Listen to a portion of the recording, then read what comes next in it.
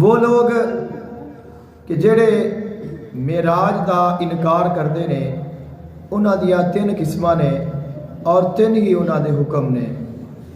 معراج دے تین ہی حصے نے۔ پہلا حصہ ہے مسجد حرام تو لے کے مسجد اقصیٰ تک، جس کا قرآن پاک کو ایک صراحت دے نال ذکر موجود ہے۔ اگر کوئی بندہ اس دا انکار کرتا ہے وہ دائرہ اسلام تو خارج ہو جائے گا۔ دوسرا جڑا حضور دا سفر ہے وہ معراج ہے، جو کہ زمین تو لے کے آسمانہ تک ہے۔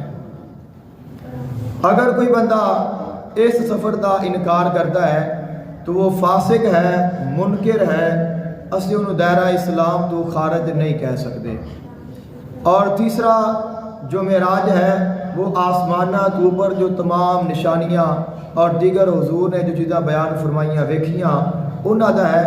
اگر کوئی بندہ اس دا منکر ہے اور اس نو نہیں مندا، اس نو سی جاہل آکھاں گے، محروم آکھاں گے اور بد نصیب آکھاں گے کہ تو حضور نو مان کے بھی حضور دے معراج نو نہیں منیا۔